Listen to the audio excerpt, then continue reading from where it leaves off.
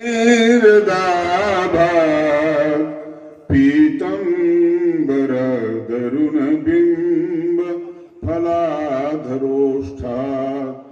पूर्णेन्दु सुंदर मुखात अरविंद नेत्रात कृष्णात परं किमपि तत्त्वमहं न जाने कृष्णात परं किमपि तत्त्वमहं न जाने। हे गोविंद हे गोपाल हे दयानिधान हे गोविंद हे गोपाल हे दयानिधान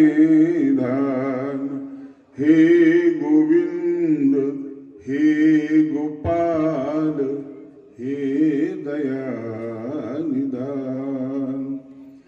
हे गोविंद हे गोपाल हे दयानिधान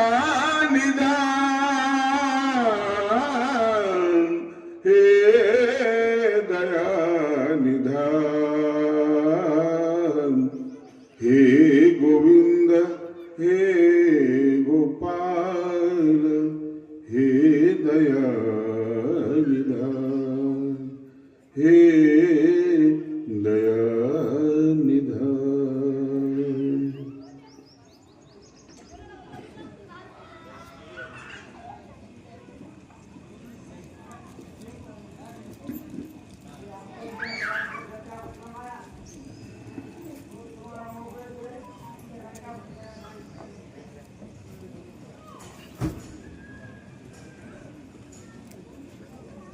आज कैवल्यवासी कौशल्याबाई रंगनाथराव बाबर हे आपल्यातून गेल्यात. शोकसभेच्या निमित्ताने हा कार्यक्रम होत आहे. त्यांचा जन्म माहेर सिरेसकर परिवार पालम. त्यांना जी मुली आहेत काही नातवंडे असा त्यांचा फार मोठा परिवार आहे. धार्मिक जीवन मानवपंथीय विचारांची जोपासना त्यांनी केलेली आहे. पंथी उपदेश इलाराज बाबा दामोदकर पालम यांच्याकडून घेतला. कुटुंबावर त्यांनी धार्मिक आध्यात्मिक संस्कार करण्याचे कार्य केलेले आहे. मरणी जया जे आठवे तो ते जगती ते पावे म्हणून माते स्मरावे.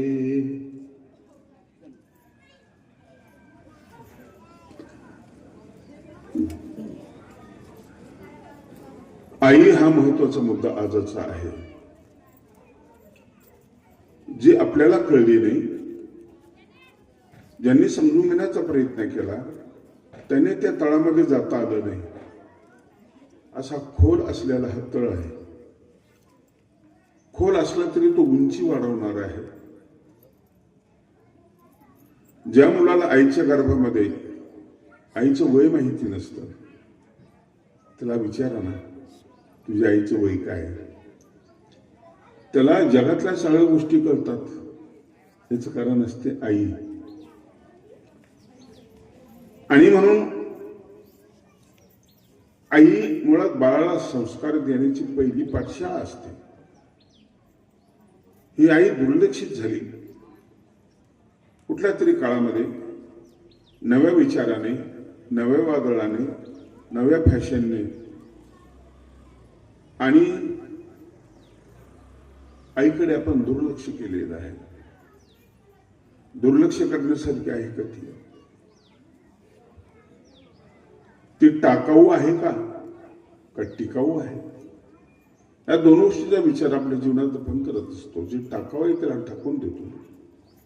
मग त्याला आपण वृद्धाश्रमात टाकतो, कुठेतरी बाहेर टाकतो. कधी या मुलाकडे कधी त्या मुलाकडे तिचे वाटाणे होतात. आई वडिलांची वाटाणे होते की म्हातारी तिकडे राहील म्हातारा इकडे राहील. काय करताय तुम्ही? प्रश्न आहे तुम्ही काय करता? आईवर साने गुरुजींनी पुस्तक लिहिलं श्यामची आई. उत्तमराव कांबळे पत्रकार यांनी सुंदर पुस्तक लिहिलं आई समजून घेताना. खूप आवडलं मला ते पुस्तकही, खूप खूप आवडलं. आईवर संस्कृतमध्ये कविता आहेत, मराठीमध्ये कविता आहेत. कवी खूप झाले, खूप कविता तिच्यावर लिहिल्या. कवी संपले, आई शिल्लक आहे. तो अखंड वाहणारा झाला आहे. म्हणत ज्ञानेश्वरीला आई म्हटलं संतांनी. कसं म्हटलं? ती निष्कपट माऊली. भगवान चक्रधर स्वामीने आईचं कौतुक केलं. माळू आईची आण असं ती म्हणाले. माळूबाईची आण. शपथच घ्यायची. शपथेमध्ये आईला टाकलं. छत्रपती शिवाजी महाराजांना घडवलं, आईने घडवलं. महाराजांचं पूर्ण अंतरचं जे जीवन आहे इतिहासात जे दिसतं ना, ते तिथून सुरू झालेलं आहे. एका विद्वानाकडून मी ऐकलं की ती 6 वर्षाची असतील त्यावेळेस ते तमाशा बघायला गेले. मासाहेब उदास झाले. बसून होत्या रात्री. संपल्यावर आले. मासाहेब बसलेले. खाली मान घातली.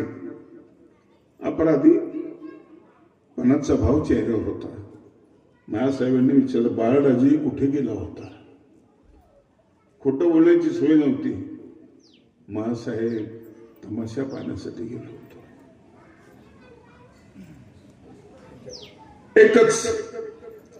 एकच वाक्य त्याने उच्चारलं, बाळराजे आम्ही नाचलो तर तुम्ही बघाल का? एकच वाक्य खूप आहे. एकच वाक्य. अंगामध्ये झिने आले, अंगावर काटा आला. नाचणाऱ्या बाईला सुद्धा आई म्हणण्याची दृष्टी त्यांना त्या ठिकाणी भेटली. आई घडवते. आई म्हणजे घराचं मंगल्य असतं आणि बाप घराचा आधार असतो. कधी कधी वाटतं की बा बापावर अन्याय झाला, आईवरच खूप लिहिलं गेलं, आईवरच खूप कविता लिहिले ना, बापावर लिहिलेलं आहे. दमदार आहे, सोशिक आहे, सहनशील आहे म्हणून लिहिलं. पण बाप काही कमी नाहीये. आणि म्हणून तुम्हाला श्रीकृष्ण ऐकायचं तर तुम्ही दररोज श्लोक म्हणत असता आरतीनंतर. वसुदेव सुतं देवं कंस चाणूरमर्दनं देवकी परमानंदम कृष्णं वंदे जगद्गुरुं. कृष्णाचं संपूर्ण चरित्र याच्यामध्ये आलेलं एका श्लोकामध्ये. वसुदेव सुतं देवं. कृष्णा तू वसुदेवाचा आहेस, सूत मुलगा, आणि दुसरी गोष्ट तू देव आहेस. तुझ्यापेक्षा बाप मोठा आहे. वसुदेव जेव्हा तुला टोपल्यात घेऊन चालला ना गोकुळाकडे, यमुना भरलेली आहे, तू पाण्यात शिरला. सुरुवातीला बोटे इतकं पाणी, नंतर गुडघे इतकं, नंतर मांडी इतकं, कमरा इतकं, बेंबे इतकं, छाती इतकं, गळ्यापर्यंत पाणी आलं. पण एक बाप एक जबाबदारी घेऊन पावलं टाकत होता. डोक्यावरची जबाबदारी, डोक्यावरचं टेन्शन, त्याला धक्काने लागला पाहिजे. भागवताने इथं जो बाप उभा केला ना तो महत्वाचा आहे. संकट खूप आहे, पाणी वाहत आहे, पाणी लोटत आहे, खालची पायाखालची वाळू सरकती आहे. हा संघर्ष करत वसुदेव एक एक पाऊल टाकतो आहे. वरून आभाळ कोसळत आहे, पायाखाली वाळूचं संकट आणि मधी पाण्याचं संकट लोटण्याचं, लाटांचं, वर आभाळाचं संकट.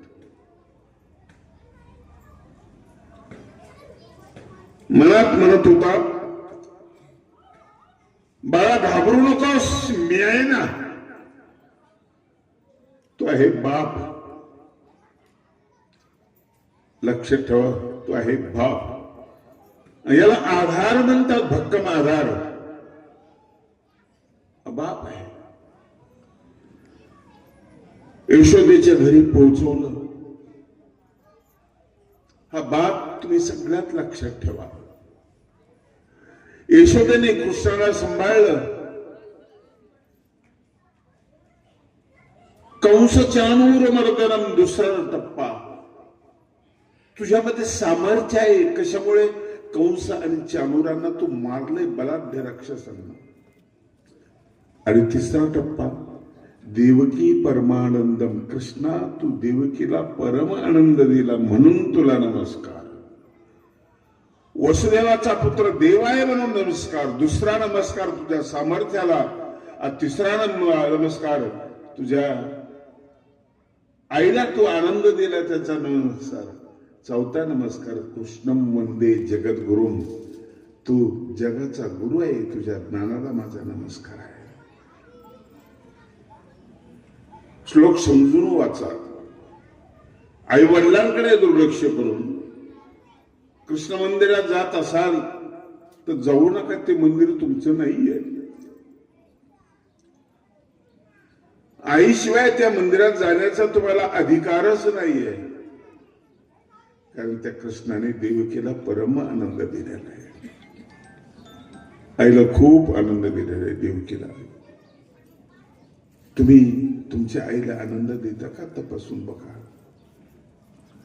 चष्मा तुटलाय रे, आणतो आणतो वेळ नाही, आनंद आहे का?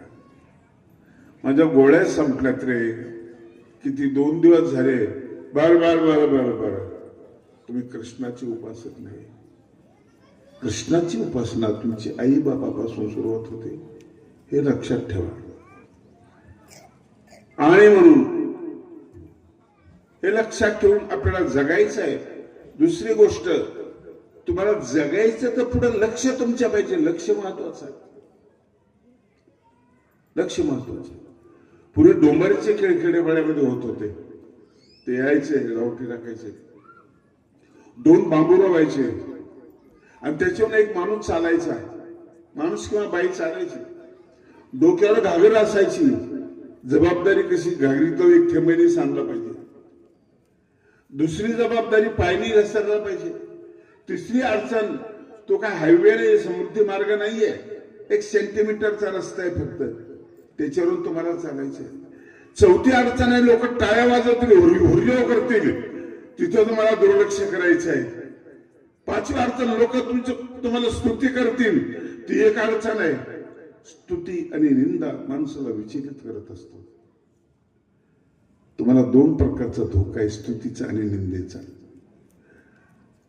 आणि जेव्हा ढोल वाजतो तुम्ही चालायला लागता, लोकांच्या भावना वेगळ्या असतील.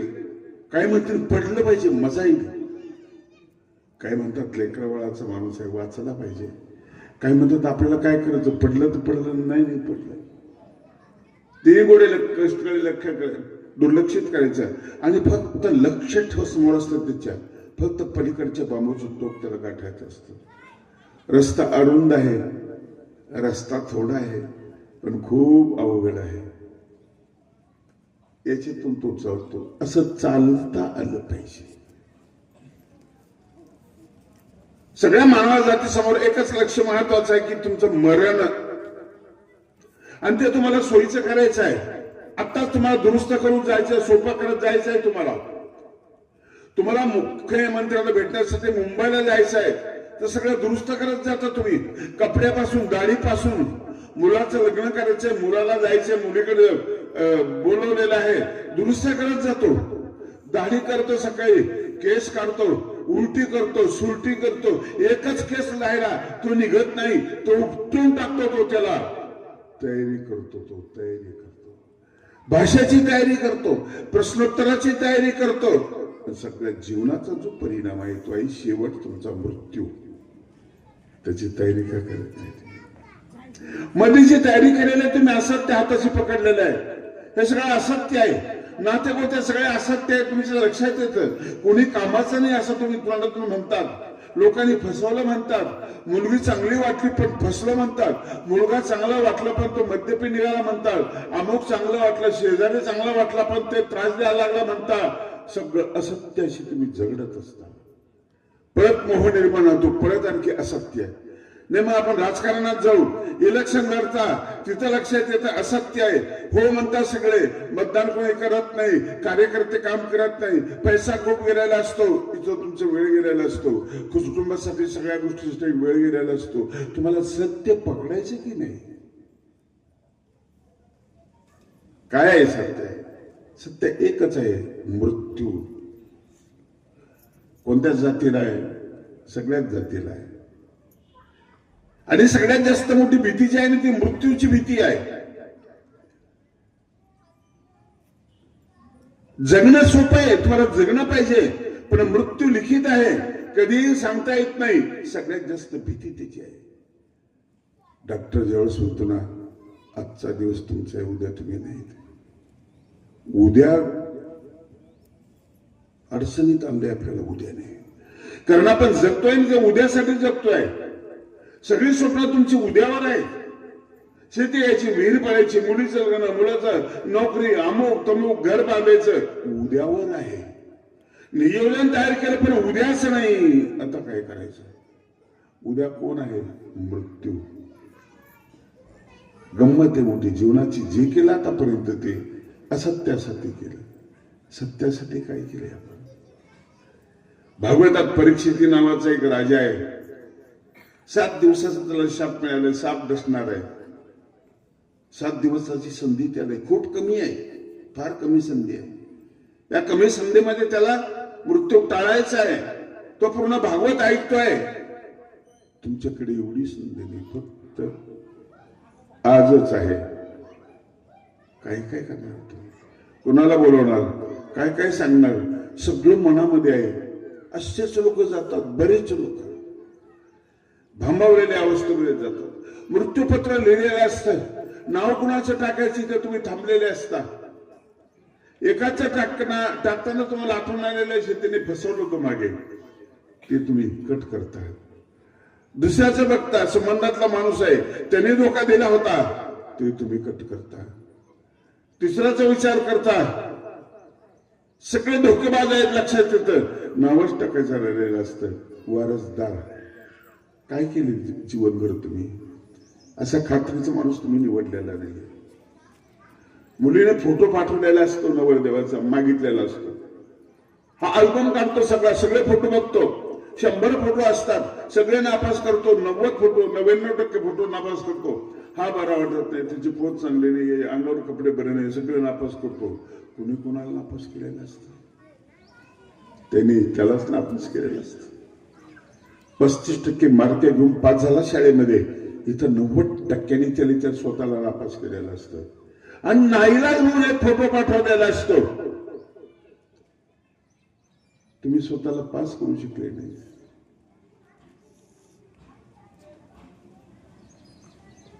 सुंदराबाई नावाच्या एक आमच्या आई आहेत पालम मंदिरामध्ये.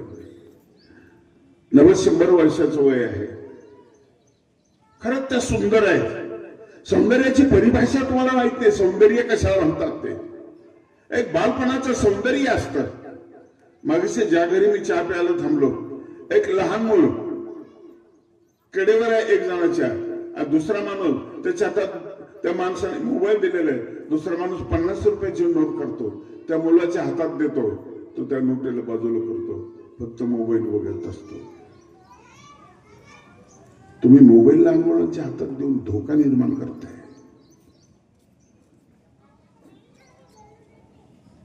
नाही ऐकतच नाही. त्याशिवाय तुमच्या जिजामाता नाही. राजे जेव्हा सुरुवातीला घोड्यावर बसले, टाच मारली, घोडा पळाला, वय कमी, घोडा उधाळला, राजे पडले, आजूबाजूला सैनिक होते, सगळे महासाहेब बसलेल्या होत्या, गुपचूप होत्या. म्हटलं मी कोणाला तू जाय मदतीला, नाही, गुपचूप होत्या. शिवाजीला घडवायचे आहे. राजे उठले, धूळ लागली, मार लागला, आले मासाहेबाकडे, नाराज होते. मासाहेब, तुम्ही मदत नाही केली, कोणाला पाठवलं नाही. नाही राजे, परत अंतरावर जगायचं नाही. ते बळ तुमच्यात निर्माण झालं पाहिजे हे आम्हाला बघायचंय. तुमच्यात ती शक्ती निर्माण झालं पाहिजे. कोणाच्या आधाराशिवाय तुम्हाला करता आलं पाहिजे. हे शिक्षण. इथे ही सौंदर्य आहे. लहान मुलातलं सौंदर्य मी बघितलं. साने गुरुजी ज्यावेळेस एक गोष्ट सांगतात. एक कुटुंब गाडीतून उतरलं रेल्वेतून आणि तिकीट तपासल्या जात होतं.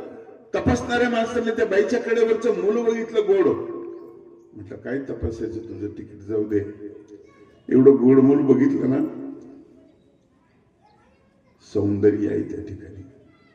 सुंदराबाईकडे सौंदर्य आहे आणि ज्याच्याकडे सौंदर्य आहे ना तो आरसाच बघत नाही. तुम्ही आरशाची साक्ष घेता. सांग मी कसं आहे तुम्हाला खात्री नसते. 100 वर्षाच्या वयामध्ये ते भाजे निसतात. हे सौंदर्य आहे.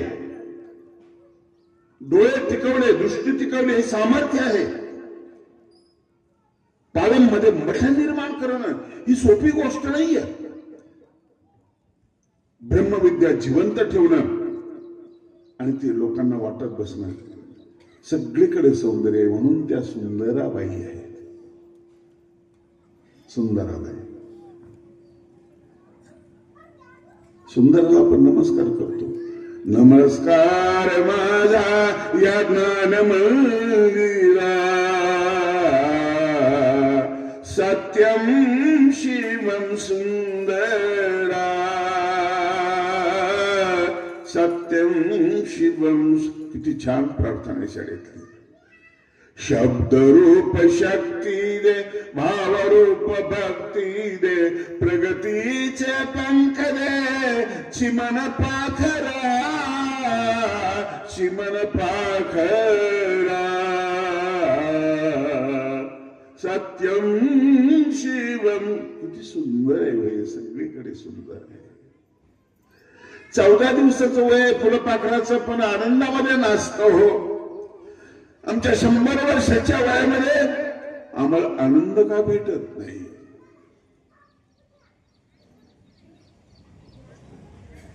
मरण सोपं करायचंय लक्षात ठेवा. मी दूध डेअरी केली, मी कारखाना बांधला, मी अमुक केलं तमुक केलं. तुझा चेहरा तयार केला का तू? सगळं केलं पण चेहराच तयार केला नाही. असंच त्याच्या मागे 4 मुलं शिकवली. एक अमुक आहे, एक तमुक आहे, मग बंगळे, मग बंगला, मग आरामात. पण जेव्हा तो वृद्धाश्रमाच्या खाटीवर पडलेला असतो ना, डोळ्यातून पाणी येतं, त्यावेळेस त्याला पश्चाताप होतो. असत्य होतं ती माझी कल्पना. स्वप्न तुमचे कसे असू द्या हो, नियतीच्या हातामध्ये तुमचे सगळे दोर असतात. नियती तुमचं पद पाहत नाही, तुमचं शिक्षण पाहत नाही, काहीच पाहत नाही. ही नियती पूर्वीच्या काळामध्ये तुम्ही तयारी केलेली असते. ज्ञानेश्वर महाराजांची ओळी मी आज घेतलेली आहे. चक्रधर स्वामीच्या सूत्रांचाही सपोर्ट करणार आहे मी. मरणी जया जे आठवे तो तेच गती ते पावे, म्हणून सदा स्मरावे माते तुवा. तुम्ही जीवनभर जे केले ना त्यातून एक रस तुम्हाला आठवला पाहिजे, त्यातलं मूल्य तुम्हाला आठवलं पाहिजे. शेवटी समर्थ रामदासांची गोड ओवी आहे. शिवाजी महाराजांची आठवण कशी करायची? शिवरायांची आठवावी गुण प्रताप, शिवरायाचा आठवावा साक्षेप. भूमंडळी शिवरायाचे कैसे बोलणे, शिवरायाचे कैसे चालणे, शिवरायाची सर्गी देणे कैसे असे. दगड आठवू नका, किल्ले आठवू नका, ते आठवा. ओळखा माझं पुस्तकाचं लिखाण सुद्धा मी असं म्हटलेलं आहे, 33 कोटी देव आमच्याकडे आहेत. अनेक अल्लाह मानणारे जे लोक आहेत एकेश्वरवादी, त्यांनी आमच्या भारतावर राज्य केलेले आहेत. येशू ख्रिस्त एकच आहे, 33 कोटी नाही. त्यांनी आमच्या भारतावर राज्य केलेलं आहे. पण एक छत्रपती त्या काळामध्ये असता, सत्ता जर असती ना, तो कोणाला शिरू दिलं नसतं. एकच महत्वाचं आहे, एक. आणि म्हणून तुमच्या जीवनामध्ये एकच महत्वाचा आहे, तो आहे परमेश्वर. तो महत्वाचा आहे. हे स्टेज आहे, व्यासपीठ आहे, तुम्हाला खेळायसाठी तुम्ही बोलवले. ही धर्मशाळा आहे. जगत में रंग क्या देखो, काय बघायचे, किती रंग बघायचे, काय बघायचं जगामध्ये. इथे सगळं तुमचं एक प्रासंगिक आहे. धर्मशाळा तुम्हाला उद्या सोडायची आहे. टेन्शन कसं घेत आहे, फरशी फुटण्याचं कसं होईल, काय होईल, वेळ वाया जाईल, खर्च वाया जाईल, तुम्ही निघा. आपण पुलावर आहोत, पूल जाण्याचं साधन आहे, तिथं घर बांधण्याचा विचार कशाला करतो. काय नाही, तिचे पाणी सुंदर दिसतं, अमुक सुंदर दिसतं. असत्याने खूप फसवलं आपल्याला. एक सत्य तुमच्या डोक्यात ठेवा, आणि ते सर्व मान्य सत्य आहे. मृत्यूबद्दल कोणाचं दुमत नाही. मंदिरे वेगळे असतील, पूजा वेगळी असेल, ग्रंथ वेगळे असतील, मूर्ती वेगळ्या असतील, मृत्यू मात्र सारखाच आहे. मृत्यू सारखाच आहे. तो भयंकर आहे म्हटले नाही, भयंकर नाहीये. ते प्रवेशद्वार आहे, त्याला सुंदर बनवा. यमाने तुम्हाला नेण्यासाठी, तुम्ही यमाला पाचारण कर, झालं माझं, तयारी आहे पूर्ण, तू माझं काही वाकडं करू शकत नाही, मी निष्पाप आहे, चल, तो तुम्हाला तयार करायचा आहे. यासाठी केला होता अट्टहास, शेवटचा दिस गोड व्हावा, तुकाराम महाराज म्हणतात. यासाठी माझा प्रयत्नाने अट्टहास होता की शेवटचा दिस गोड झाला पाहिजे, म्हणजे मृत्यूचा.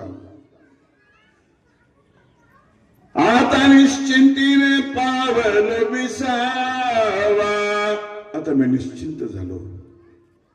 कसं, कुंटलिया धावा तृष्णेची, या तृष्णेने मला पळवलं, आता माझी तृष्णा संपली, इच्छा संपली. बुद्धाचं एक वचन आहे, इच्छा मुक्ती म्हणजे मोक्ष. कुठलीच इच्छा नाही राहिली तुमची, सगळे बंधन तुटले, मोक्ष. तुम्ही घरात कटकट झाली, रुसून जाता की नाही, कुठं मुलीकडे कोणाकडे जाता, बरं वाटतं की नाही, घरचे ताण कमी झालेले असतात, आणि तिथे जेवण चांगलं करता, एक चपाती जास्त खाता. कशामुळं खाल्ली, टेन्शनमुक्त जीवन आहे तुमचं, तेवढ्या पुरतं तरी. म्हणून इथं आपली आठवण महत्वाची, की तुम्ही काय कमवलं ते शेवटी आठवलं पाहिजे, शेवटी आठवलं पाहिजे. आज शेवट तुम्हाला अलीकडेच तयार करायचा आहे, अलीकडेच. मृत्यू म्हणजे काय नेमकं आपल्याला आताही कळलं नाही, वैद्यकीय शास्त्रही अपूर्ण आहे आणखी. म्हणून दवाखान्यातून डेड बॉडी पाठवल्या जाते, स्मशानामध्ये जिवंत होतो, किंवा घरी गेल्यानंतर जिवंत होतो. प्रमाणपत्र असतं डेड बॉडी दिल्याचं दवाखान्याने, याला काय करणार होता, जिवंत कसं झालं. स्वामींनी याचं विश्लेषण केलेलं आहे. तुमच्या शरीराचे सगळे इंद्रिय बंद झाले तरी तुम्ही जिवंत आहात. जेव्हा भूमिभूत तुमच्या जलभूतात जात नाही, जलभूत तुमच्या वायुभूतात, वायुभूत तुमच्या अग्निभूतात, अग्निभूत तुमच्या आकाशभूतात विलीन होते, तोपर्यंत तुमचा मृत्यू नाही. समान वायुशी लिंग देहाचे उत्क्रमण याते मृत्यू बोलूचे, इतकी सुंदर व्याख्या मृत्यूची कुणीच केलेली आहे. 5 प्रकारचे वायू आहेत, प्राण आहेत, पंचप्राण म्हणतो.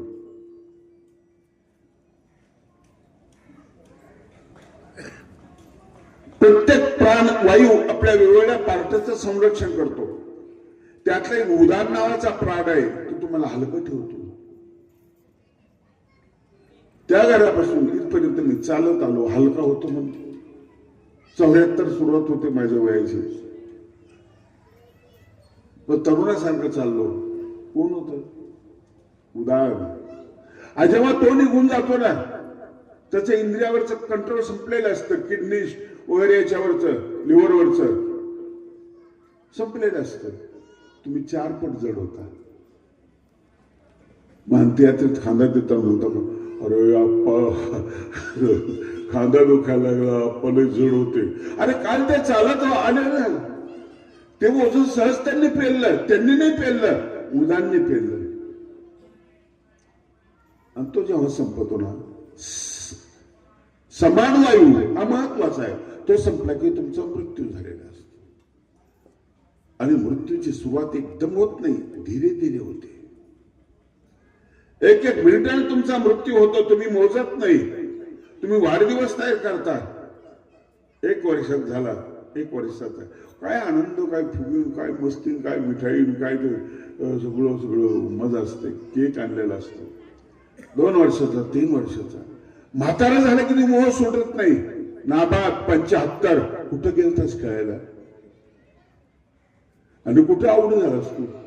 तो अगोदर मेला ना, बऱ्याच माणूस मेला. तो 1-1 वर्षाने मेला. आता शेवटचा मरायचा आहे, अगोदरच मेला.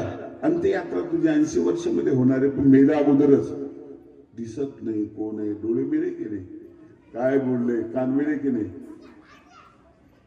दातच नाही तुलामध्ये, चव मिळे की नाही, अर्धा वयोग झाला, अर्धा मेला की नाही. शेवटचं जे आहे ते आहे मृत्यू. म्हणून मरणी जया जे आठवे. जीवन मोठं गमतीच आहे का. तुकाराम महाराजांनी त्या काळामध्ये जे सांगितलेलं आहे, बुद्धाने त्या काळामध्ये सांगितलंय, महावीराने त्या काळात सांगितलं, पैगंबराने त्या काळात सांगितलं. हे जुनं समजून तुम्ही बाजूला करू नका. जमीन बाजूला केली ना तुम्ही, जुने नको जुने. आता तर विशेष नको आहे. ती माती आहे हो, ती सगळ्या नादी लागले. तुम्ही सोनं घ्या पैसा आला तर, आणि सोन्यामध्ये धान्य पेरा तुम्ही, मजा येईल. मातीचं धान्य का खाता. सोन्याला मातीचं मूल्य नाही, लक्षात ठेवा. हवेला मातीचं मूल्य नाहीये. तुम्हाला दवाखान्यात जो ऑक्सिजन दिले जातो ना, प्राणवायू, तो विकत मिळतो, पैशाला मोजावा लागतो. अरे जंगलात जा, मोकळे नाक सोडा आणि वायू घ्या फुकट. जे हृदय मिळते ना तुम्हाला, दुसरं बसवायचं, तोपर्यंत कृत्रिम हृदय हृदय असताना 27,000 रुपये घंटा असतो. तुम्ही रोजाना गेले, त्या हृदयाची किंमत कधी चुकवली तुम्ही? नाही चुकवली. ह्या किमतीचा मला माहिती नाही येते. आणि म्हणून सूर्याने कधी तुम्हाला बिल दिलेलं नाही, लाईट बिलासारखं. पाण्याने तुमच्याकडे मीटर बसवलेलं नाहीये. हे जुनं आहे म्हणून काय झालं, सगळं मिळालं तरी हे सोनं आहे. जुनं ते सोनं आहे. आणि सोन्यामध्ये 3 गोष्टी असतात. एक लवचिकता असते, दुसरं तेज असतं, आणि तिसरं टिकाऊ पण असतं. म्हातारे झाले म्हणून दुर्लक्षित करू नका, तिथं मूल्य असतं. म्हणून म्हातारपणातही सौंदर्य असतं. मी सुंदराबाईंकडे जेव्हा बघतो ना, सुरकुत्या पडलेल्या आहेत, मला ती खारीक दिसते, चेहऱ्याची खारीक. सुरकुत्या पडलेली खारीक तुम्हाला बरी वाटते की नाही, खाता का नाही तुम्ही? ते म्हातारपणाचं सौंदर्य आहे. तिथले शब्द पिकलेले असतात, शिजलेले असतात. हा आदर कधीच कमी होऊ नये. जुनं इतकं महत्वाचं असतं. पण पाचीभूतांना कुठला देश कंटाळलेला नाही. सगळ्या नवनिर्मिती झाली, पण याला कंटाळलेला नाहीये, याला नाही कंटाळला. आणि म्हणून आई तेच लहानपणी बाळाला समजून सांगत असते. खूप जबाबदाऱ्या पाडत असताना त्याला ती आपल्या मांडीवर शिकवत असते. चुलीवर भाकरी थापत असते. किती जबाबदारी असतात. एक भाकर थापली, मळली, थापली की तिला चुलीवर टाकायचं, एक जबाबदारी. ती भाजत आली की दुसरी तयार करायची आणि तिला तिथून काढायचं तव्यावरून आणि त्या चुलीच्या आडोशाला ठेवायचं, तिसरी जबाबदारी. चौथी जबाबदारी, ती परिपक्व झाली की टाकायची, टोपल्यामध्ये ठेवायची. पाचवी जबाबदारी, ती दूध गरम करते त्यावेळेस दुधाकडे लक्ष द्यायचं, ते उतूनही गेलं पाहिजे. सहावी जबाबदारी, जे बाळ आहे ते रडलं नाही पाहिजे, त्याला उलो low low low low low low low low low low low हे करायचं आहे. तेवढाच माणूस तो म्हणतो झाला का स्वयंपाक. या लठ्ठाला काहीच कल्पना नसती की ते टेन्शन मधून भाकर आपल्याकडे आलेली आहे, काहीच कल्पना नसती. म्हणून मातृदेव भव पितृदेव भव न मातुः परदैवतम असं वेदाने म्हटलेलं आहे की आईसारखं श्रेष्ठ दैवत नाही. म्हणून कृष्ण आईच्या कुशीमध्ये मस्त आहे. आनंदाचा पुतळा तिचा आणखी त्याचा आनंद वाढलेला आहे, खूप आनंद वाढलेला आहे. थोडासा मोठा झाला, नटखट झाला, खोड्या करायला लागला, डोळ्याने तक्रार करतात. एक दिवशी यशोदेनेच पकडलं, डेऱ्यामध्ये हात घातलाय लोण्याच्या, तोंडाला लागलेले लोणी मंडप पकडलं. म्हटली कन्हैया, गोपी म्हणत होते ते काही खोटं नव्हतं, मीच त्यांच्यावर रागवले, तू चोरी करतो. तो त्यावेळेस तो म्हणाला मैया मोरी मोरी मैं नहीं माखन खायो. मी नाही खाल्ला आई माखन. भोर भई गैयन के पाछे, सकाळी गाई चारायला येतो वृंदावनमध्ये,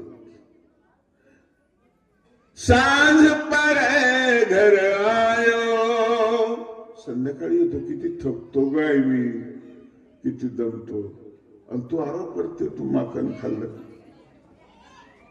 आई म्हणते तोंडाला तो लागलेलं बघितलं, तुझा हात बघितला, तुझं मनगट पकडलं. दुसरा बहाना करतो, मैया तोरी मन कुछ भेद उपज है. त्याच्या अगोदर म्हणतो ग्वाल बाल मेरे पैर खडे, सगळे मुलं माझ्या विरोधात आहेत, त्यांनी माझ्या तोंडाला लावलं, पळून गेले आई, मला मार भेटला पाहिजे म्हणून. आई हसत होती, हातामध्ये काडी होती. आईला मारता येत नव्हतं. मारते बिना अशी मारते. प्रेमाला मारता येत नाही, लक्षात ठेवा, प्रेमाला चावता येत नाही. मांजर पाल आणि उंदराला तोडते, तुकडे करते, पण आपलेच बाळ त्याच दातात घेऊन जाते. जे दात शस्त्र झालेले असतात ते दात क्षणामध्ये पाळणा होतात, बाळाला जखम होऊ देत नाही, कारण प्रेम पाझरलेलं असतं. मांजर असो की वाघीण असो, आई आहे, आई आहे. नंतर म्हणतो मैया तोरी मन कुछ भेद उपज है. आई तुझ्या मनामध्ये काहीतरी कल्पना वेगळी आली, तुम्हाला सावत्र मुलगा समजतेस. टचकन यशोदेच्या डोळ्यात पाणी आलं, म्हणाली नाही बेटा, तू तू माझा आहेस, माझा आहेस तू. आई सगळं सहन करेल, एवढं सहन करणार नाही. आईच्या कुशीत तुम्ही दुसऱ्या बाईला कुठलाच मुलगा मम्मी म्हणत नाही, एवढं प्रेम असतं. कृष्ण असं का करतोय, एवढं खोटं का बोलतोय. लढाईमध्ये कुठं हरला नाही, पण इथं तो हरलाय. मैया तोरी मन कुछ भेद उपजय.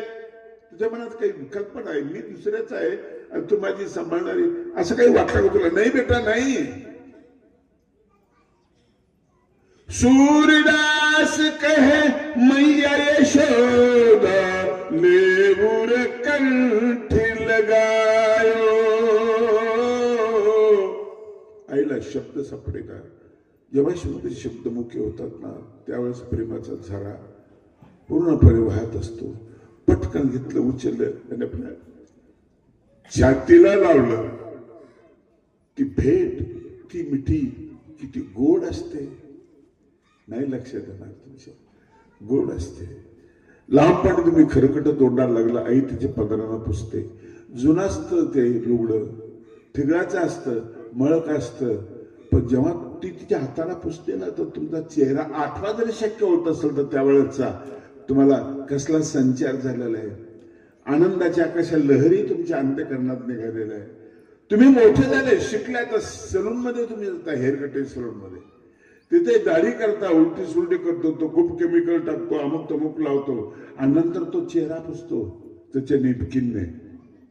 त्या पुसण्यात तो आनंद नसतो, कारण या पुसण्यामध्ये धंदा असतो आणि त्या पुसण्यामध्ये प्रेम असतं. दोन्हीचा फरक लक्षात ठेवा. त्या दोघांमध्ये फार मोठा फरक आहे. डोळ्यात बघितले कृष्णाने आणि कृष्णाला पश्चाताप झाला. आईचे डोळे बघा, डोळे बघा. डोळे तुम्हाला सगळे शिकवतील, सगळे शिकवतील. कृष्णाने माघार घेतली, हरला आणि तो म्हटला, मैया मोरी मोरी मैंने ही माखन खायो. पहिले नाही म्हणत होता, आता नेही म्हटला. मैया मोरी मोरी मैंने ही माखन खायो. यशोदाई बदलली. कन्हैया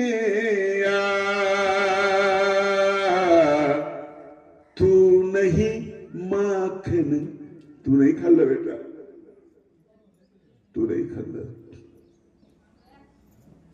आई अशी असते.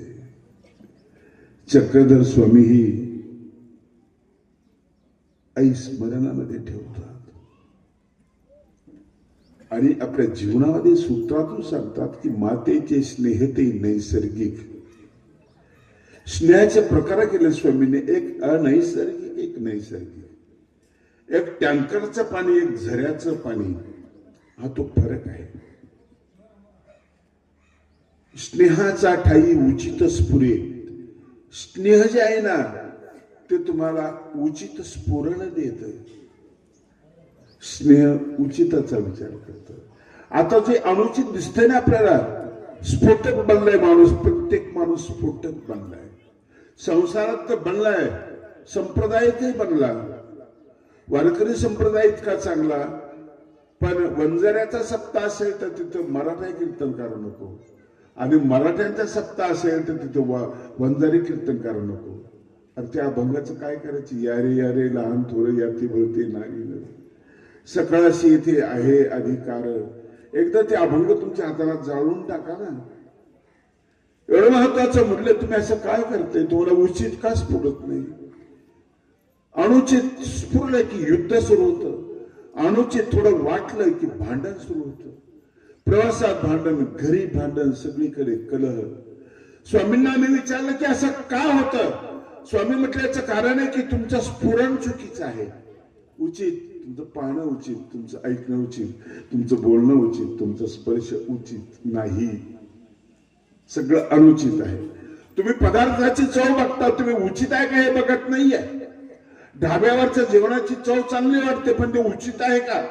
फोटकर पोटाला खराब करण, विषम पदार्थ तर नाही ना, याचा आपण विचार करत नाही. मुलांना शिकवत असताना तुम्हाला त्याला उचित बनवायचं आहे, योग्य बनवायचं आहे, लायकीचं बनवायचं आहे, लायकीचं बनवायचं आहे. त्याला त्याच्यामध्ये पात्रता निर्माण झाली पाहिजे, पहिली गोष्ट. दुसरी गोष्ट, योग्यता निर्माण झाली पाहिजे. पात्रता म्हणजे डिग्र्या, पात्रता म्हणजे शिक्षण, पण अपुरा आहे ते. एका घरी जेवायला गेलो, पीएचडी केलेला विदेशातला मुलगा आला, बापाने परिचय करून दिला. टेबल समोर होता ठेवलेला, डायनिंग टेबल. तोही जेवायला बसला. आम्ही तिच्या पायामध्ये बूट होता, मला बरं नाही वाटलं. विदेशात ठीक आहे, तिकडचे रस्ते सुंदर आहे, तिथं तुम्ही घर आणि दारामध्ये बूट वापरू शकता. आपले रस्ते नाही तसे, आणखी त्या लायकीचे बनलेले नाही. त्याला काही लागतं, शीर लागतं, काही लागतं, म्हणून मला बरं नाही वाटलं. मग त्या मुलाला म्हटलं, पायात बूट घालून. म्हटलं हो, मी नाही घातला तर मग तुमच्यात माझ्यात फरक काय? असं म्हटलं. तो मी उच्च प्रतीचा माणूस आहे. खोलीत गेलो, बसलो, जेवण झालं. बाप म्हटलं कसं करायचं? आणखी एक पीएचडी करायची म्हणतो. अमेरिकेतून आता लंडनमध्ये जायचं म्हटलं. म्हटलं बघा तुमचं, तुमची वडील, तुम्ही कौटुंबिक विचार. नाही तुम्ही सांगा. म्हटलं परत पीएचडी करून आलं तर आता हा पायात बूट घालून जेवला, नंतर बुटातच चुरून खायला भाकर, तर त्या भांडणीत पडून नये असं मला तुम्हाला वाटतं. पात्रता वेगळी आणि योग्यता वेगळी. योग्यता म्हणजे परिपक्वता, मधाळता. म्हणून इलेक्शनला उभी राहिलेली माणसं सुद्धा योग्यतेची पाहिजेत. समाहामुळे, वाड्यामुळे, कशामुळे, जातीमुळे निवडून येत असेल तिथे योग्यतेची अपेक्षा करायची नाही. पैशामुळे निवडून येत असेल तिथे योग्यतेची अपेक्षा करायची नाही करायची त्या ठिकाणी. मग सज्जनांनी त्यात पडायचं की नाही? पडायचं. गीता हेच सांगते, युद्धास्व लढ. योग्यतेची माणसं पाहिजे. योग्यता याची वस्तू तुम्हाला घरात पाहिजे, दारात पाहिजे, दुकानात पाहिजे, सगळीकडे पाहिजे. अशी माणसं भेटतात तर त्यावेळेस आनंद वाटतो. आता माझा ड्रायव्हर आहे ना, ड्रायव्हर म्हणजे साधा असतो, सगळ्यांचा समाज आहे तसं नाहीये. फार हुशार आहे. रस्त्याने चालताना काही महत्वाचे मुद्दे मला सांगतो तो, आणि त्या मुद्द्यावर प्रवचन होतात माझे. तो मला ड्रायव्हर म्हणून आवडत नाही, तो हुशार म्हणून मला आवडतो. हुशार म्हणून आवडतो. मागे एक मुस्लिम ड्रायव्हर 12 वर्ष मी वापरला, सलीम भाई म्हणून. 12 वर्ष. लोक म्हणायचे मुस्लिम, हो. त्याच्या वागण्यामध्ये जो सज्जनपणा होता ना, योग्यता होती ना, ती खूप मोठी महत्वाची होती. मी त्याला मुस्लिम म्हणून नाही स्वीकारलं, योग्य माणूस म्हणून स्वीकारलं. प्रामाणिक, अत्यंत प्रामाणिक. माझे पैसे पडले एकदा डिक्कीमध्ये कुठेतरी. मी खिशे बघायला लागलो उतरल्यावर. तर मी काय झालं? मी म्हटलं काही नाही. नाही काहीतरी झालं. म्हटलं काही नाही, अरे माझं पाकिट तिकडंच पडलं वाटतं कुठेतरी. त्याला वाईट वाटू नये म्हणून मी गेलो, घरी गेलो. थोड्या वेळानं आला. 32,000 रुपये होते, ते माझ्या हातात ठेवले. हे तुमचे पैसे चुकून पलीकडे पडले होते म्हणे, ते मिळाले.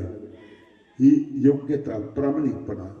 आणि म्हणून तुम्हाला प्रामाणिक माणसं राजकारणात पाहिजे, प्रामाणिक माणसं समाजकारणामध्ये पाहिजे. तुम्हाला कृष्ण जाहीर करायचं नाही, इथून सुरुवात करा. कृष्ण राजकारणी आहे. राजकारण शब्द बदनाम करू नका. राज म्हणजे रहस्य, आणि त्याचं कारण म्हणजे साधन. ज्याच्याकडे आहे त्याला राजकारण म्हणा. लबाड्या केल्या म्हणून त्याला म्हणू की त्याने राजकारण केलं. बदनाम करू नका त्या शब्दाला. पहिले राजकारण रामदासांनी म्हटलेलं आहे. राजकारण शब्द खूप गोड शब्द आहे. त्या शब्दाची किंमत घालू नका तुम्ही. उचित. मुलगा उचित असला ना, घरी मुलगा आहे शेतकरी पण नाही उचित, लक्ष देत नाही बापाकडे, नाही उचित. पण अमेरिकेतून आलेला मुलगा 1 दिवसासाठी भेटला तुम्हाला, तिथे गेल्यावर फोन करतो, पप्पा तुमच्या शर्टाचं बटन तुटलेलं होतं ते लावलं की नाही? तो उचित आहे, दूर असू दे. इथला अनुचित आहे.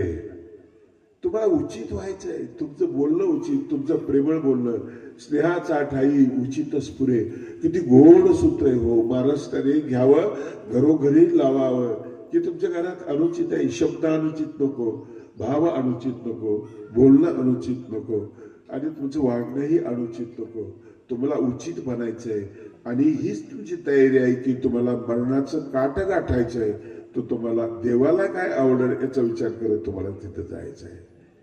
त्याला काय आवडेल ती तयारी तुम्हाला करायची आहे. मग तुम्हाला मरणाची भीती नाहीये. मग तुकोबा म्हणतात, आपण मरण पाहिले मी डोळा, तो सुख सोहळा अनुपम्य. अरे तुम्हाला भीती वाटते, त्यांना प्रीती वाटते. या भीतीच्या प्रीतीमध्ये बदल करा ना. तुम्ही घाबरलेले आहात, खूप घाबरलेला. व्यापाऱ्याला घाबरले, शेजाऱ्याला घाबरले, शेतकऱ्याला घाबरले, सोयऱ्याला घाबरले, सगळीकडे घाबरलेले असतात. शिक्षकाला घाबरले, डॉक्टरला घाबरले. नको त्या तपासणी करायला लावणारा डॉक्टर तुम्हाला कामाचा नाहीये. काहीच न शिकवणारा शिक्षक तुमच्या कामाचा नाहीये.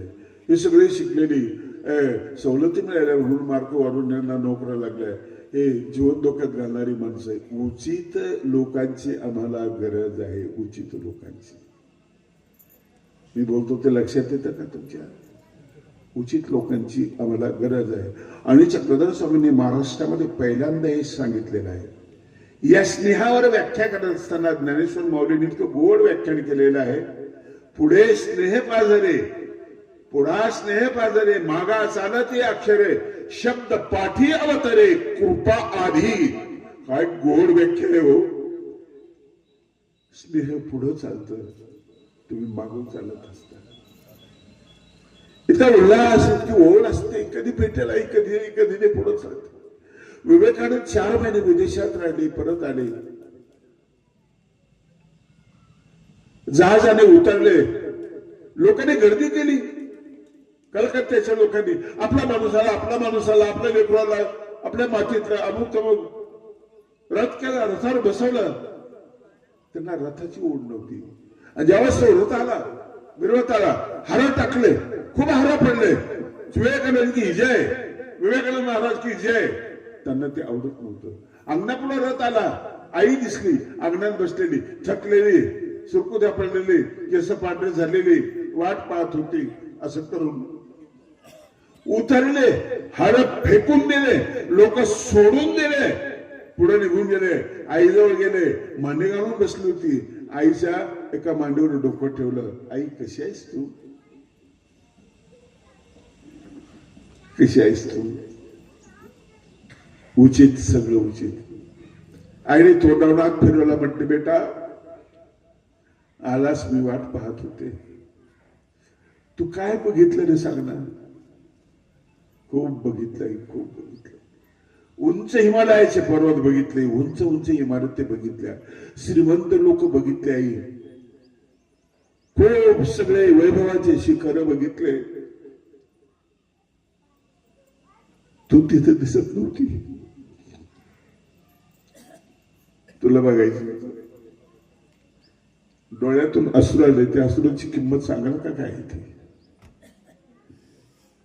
20 रुपये बॉटलला पाण्याची बॉटल तुम्हाला मिळते, त्या पाण्याची किंमत सांगाल का? त्या थेंबाची किंमत सांगाल का? नाही सांगता येणार. हे उचित आहे, उचित. पुढा स्नेह पाजारी, मागा चालती अक्षरे. तुम्ही चॉकलेटची बॅग घेऊन जाताना, कॅरी बॅग, अंगणात गेल्यानंतर चिंके पिंट्या बघा बघा ते पळत येतात. आणि बॅग बघितल्यानंतर ते बोलत नाही, शब्दा पलीकडचा तो अनुभव ते व्यक्त करतात त्यांच्या हलण्यातून. चिंकी अशी पडकन हातात धरून अशी हलवायला लागेल, तिचं हलवणं हेच बोलणं आहे. पिंट्या उड्या मारायला लागेल, हेच बोलणं आहे. काय गेलं पुढे? स्नेह पुढे गेले. तुम्ही मागे आहात, पिशवी आणखी दिलेली नाहीये, नंतर तुम्ही पिशवी दिली, नंतर तुम्ही गेले. स्नेह पुढा पाजरे, मागा चालती अक्षरे. अक्षर मागं जातात, शब्द पाठी अवतारे, शब्द नंतर अवतार येतो. कृपा आधी, कृपा आधी जाऊन भेटते त्या ठिकाणी, त्याला स्नेह म्हणतात. मला हे सांगा, वारकरी आणि मानव संप्रदायाचे एक मत होते की नाही होतं? मी म्हणतो सगळ्या संप्रदायाचं एक मत होतं, सगळ्या संप्रदायाचं. कुठं होतं? तुम्ही मोठं व्हा असे सगळे संप्रदाय पंथ सांगतात, जाती सांगतात, पण मोठं म्हणजे काय याचा अर्थ आम्हाला कळत नाही. कळला नाही म्हणून आम्ही पैशाने मोठं होतो, कळला नाही म्हणून आम्ही जमिनीने मोठं होतो, कळला नाही म्हणून पदाने मोठे होतो, वेगवेगळ्या ठिकाणी आम्ही मोठे होतो. कबीराला विचारलं, कबीरजी मोठे आहेत? म्हटलं मोठे नाही हे. कबीरजी म्हणतात हे मोठे नाही. का बरं मोठे नाही? कबीराने उदाहरण दिलेलं आहे. बड़ा हुआ तो क्या हुआ, मोठा झाला म्हणून काय झालं?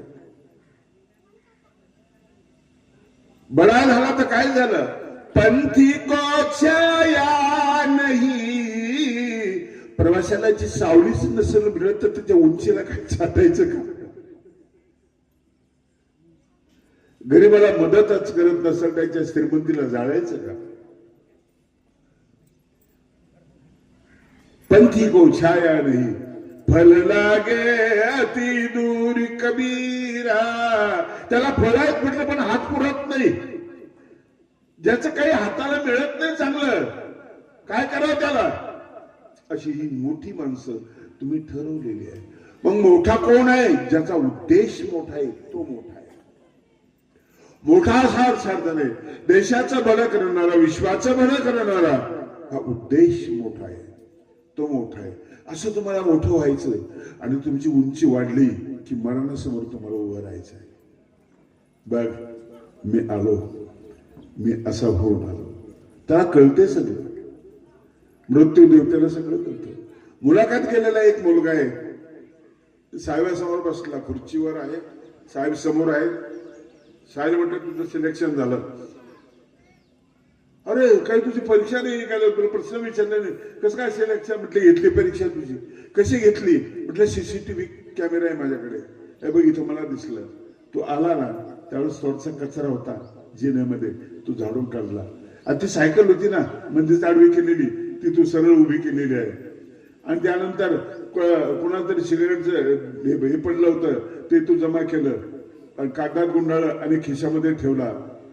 तुझी परीक्षा घेतली. मरणही असंच म्हणेल, तुला बघितलं मी, तुझ्या हातला सीसीटीव्ही कॅमेरा आहे, तुला बघितलं, काही काळजी करू नकोस, तू सिलेक्ट मी केलेलं आहे, तुला मी आता नोकरी पक्की दिलेली आहे. किती सोपं आहे हो, किती सोपं आहे. आणि याची सुरुवात तुमच्या घरातून होते. घरातून काय सुरुवात होत नाही, क्रांतीची सुरुवात घरातून झालेली आहे. ज्ञानेश्वरीची सुरुवात घरातून झालेली आहे. लीळाची चित्र घरातून झालेलं आहे. घरात काय होत नाही, घरातून नेते महान संत जन्माला आलेले आहे. घर इतकं सोपं आहे का हो? नाही आहे. घर असावे घरासारखे असं ते असावं, घर पण असावं ते घर चांगलं आहे, आणि ते घर पण योग्यतेने जन्माला येतं. योग्यता असावी लागते. तुम्हाला घरात विनोद करता येत नाही का? तुम्हाला हसवता येत नाही का? तुम्हाला चेष्टा करता येत नाही का? तुम्हाला गोड बोलता येत नाही का? आजीची गंमत करणार, कोणाची गंमत करणार, हसतं खेळतं घर ठेवणार तुम्ही, हे तुमचं उचित कुठेही नव्ह. तुम्ही त्रासलेला असता आणि तुम्ही थकलेले असता, घरी येता आणि तुम्ही चिडता, हे करता, आणि मग बायको म्हणजे भूत कुठून आलं, कोण तिच्या अंगात काय शिरलेलं आहे, आलंय ते ऑफिसमधून आलंय, ते ऑफिसच्या बॉस त्याच्यावर चिडलंय आणि ती चिड तिच्या डोक्यामध्ये गेली. पण माणसाचं जीवन कसं पाण्यासारखं आहे, हे वर जात नाही. साहेबाला नाही बोललं, ते भिते साहेबांना, मग खाली वाहतं पाणी. मग ते घरी आलं आणि घरी बायकोला बोललं. ती म्हटली, या भूताला काय करावं, देणं नाही घेणं नाही, मी माझं काम करते ना. आले फाड फाड फाड फाड बोलले. आता हे पाणी सुद्धा वर जात नाही, म्हणून ते पिंट्याकडे पाहते. पिंट्या खाली असतो, जर ती एक मुस्काडी देते. पिंट्या बोलते, आई मला का मारलं असतो? काही कारण नसतं. अभ्यास करत नाही मेल्या, काहीच कारण नसतं. ती पार्सल तिकडे पोहोचलेली असते. आता पिंट्या बघतो काय करावं, आईला काही मारता येत नाही, मग ते इकडे तिकडे बघतो. चिंकी बसलेली असते एका कोपऱ्यामध्ये. जातं तिचं असं गाल घुसा घेतं. गाल घुसा घेतल्यानंतर ती रडायला लागते. का रडते? काय केलं रे? काही नसतं, पार्सल आलेले असते. मग चिंकीला तर काही पर्यायच नसतो. मग तिच्याकडे बावली असते, तिचं मुंडकच ती उडून टाकते. संपलेली असते ती पार्सल, संपलेली. तुम्ही पार्सल घरी का पाठवतो? बाहेरच्या कटकडी, बाहेरच्या टेन्शन तुम्ही घरी का पाठवता? असं नाही पाठवायचं. एक सुंदर झोपडीची कथा. टाइम झाला का आपला? 1 तास झाला. सुंदर झोपडीची कथा मी सांगत असतो, ती सांगून माझा वेळ संपतो. या ठिकाणी एक झोपडी असते, त्या झोपडीमध्ये एक बाई,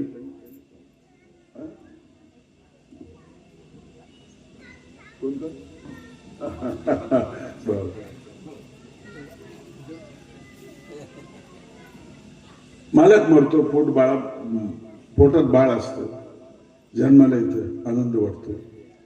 हा मुलाचा आनंद. श्रीमंताच्या घरी जन्माला जागा वेगळी असेल, पैसा असेल, झोपडीत जागा वेगळी असेल, आनंद सारखाच आहे. आनंद काही फरक नसतो. बाळ मोठं झालं, आकाश ठेवणं वाटायला लागलं. शाळेत पाठवलं, 1ली, 2री, 3री, 4थी शिकत होतं, गुळगुडीत होतं. सगळा जीव त्याच्यामध्ये. राजा काही माहिती तुला नाही तर कुणाला देणार आहे? अरे तूच नाही, माझं सगळं. लाड करते, पुरवते. एक दिवशी तो येतो, बाळू नाव ठेवलेलं असतं. बाळू येतो, बसतो. आई मला यात्रेला जायचं आहे, मला 10 रुपये दे ना. देते ना. यात्रा कुठे? जवळ आहे. देते बेटा, तुला नाही द्यायची तर कुणाला द्यायची. आणि मग ती स्वयंपाक करत असते. बाळाला वाढलेलं असतं, जेवून जातच जाऊ नकोस. आधी बाळाला वाढते, गरम पोळी चुडलेली असते, गरम भाकर चुडलेली असते, त्याच्यामध्ये दूध टाकायचं असतं, चुलीवर दूध असतं, आणि ती उचलते. जवळ काही दिसत नाही, फडकं दिसत नाही, कागद दिसत नाही, सांडस नसते, आणि ती उचलते. सरकन तिला चटका बसतो, काळजात खोलवर कळ निघते, आणि टचकन डोळ्यामध्ये पाणी येतं. ते डोळे तो बाळ पाहतो. माझं या डोळ्याशी आणि आसरूशी नातं आहे. वाईट वाटतं, पण आईनं वाढलेलं असतं. नाही खाल्लं तर आईला वाईट वाटलं, म्हणून कसं तरी खातो. आणि पदराच्या गाठीत बांधलेली ती 10 रुपयाची नोट ती त्याला देते.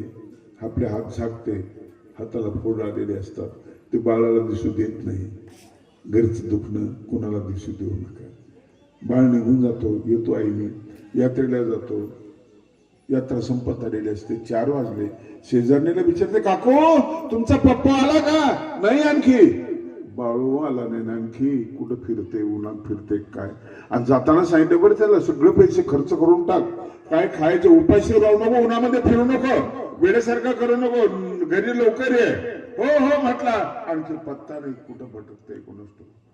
तेवढ्यात बाळू आला दिसला. आई खुश झाली, बसली, आला जवळ, आई समोर बसला. काय बघितलंस रे? खूप बघितलंय. मौत का कुवा बघितला, मी पदार्थ बघितलं. जेवलास की नाही? हो जेवलो मी आई.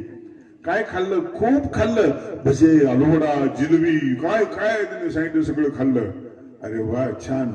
मला काय आणलं? आणलं ना, डोळे मीठ, हात पुढे कर. पा गंमत तुझी, हात पुढे कर. आईने हात पुढे केले, डोळे मिटले. स्वप्न सुरू झालं. काय असं 10 रुपये त्यांनी खाल्लं किती, आणलं काय? मला आणायची काही गरज नव्हती, पण म्हणतोय हात पुढे केले. ते पुढे यासाठी करायला लावले, आईच्या हाताचे फोड पडण्यासाठी.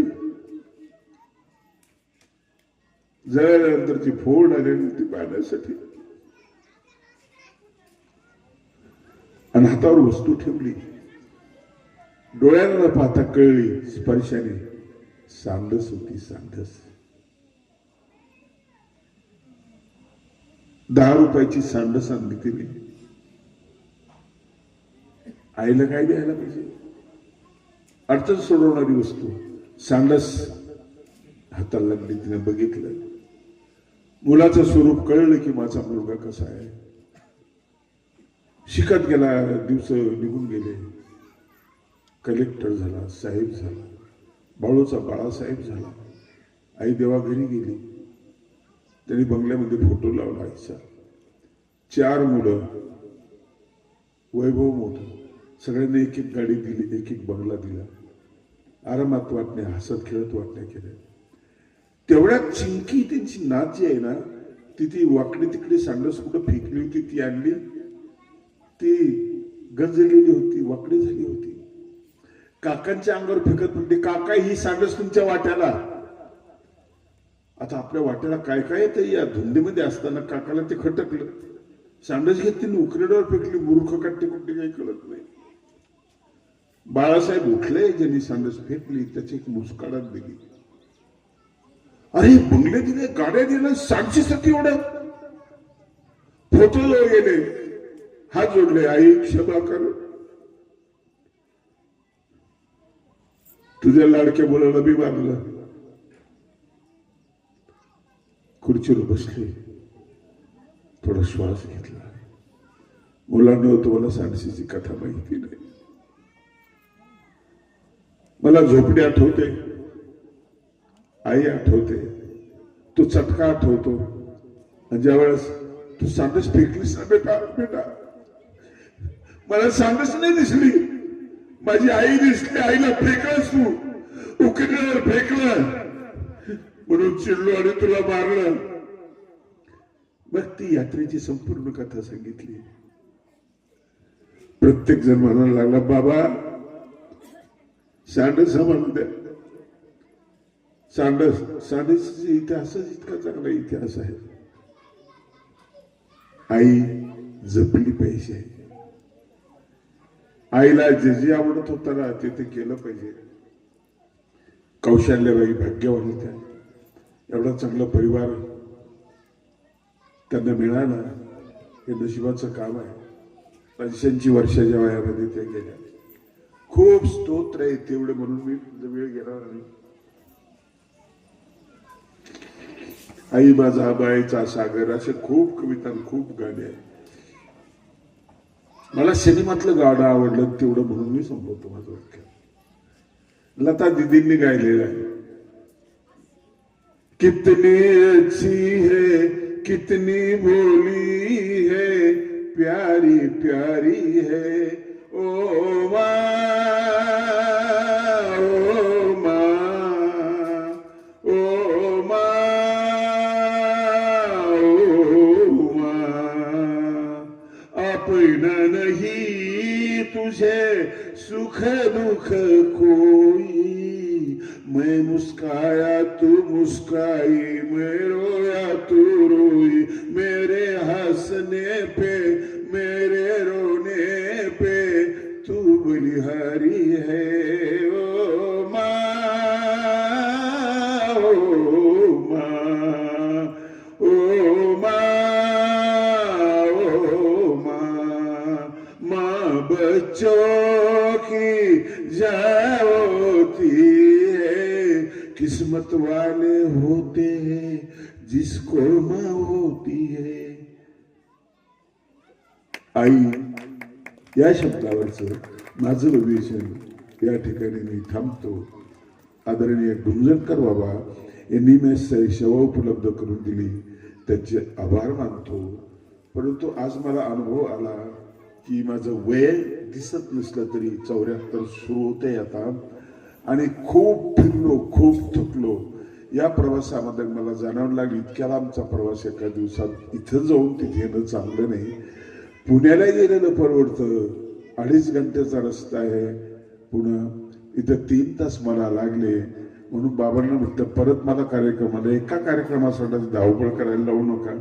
आमचे खेडचे वकील साहेब, आमचे स्नेही शिंदे साहेब या ठिकाणी मला दिसले, आनंद वाटला. परिचित बरीच मंडळी या ठिकाणी दिसलेले आहे, मला खूप आनंद वाटला.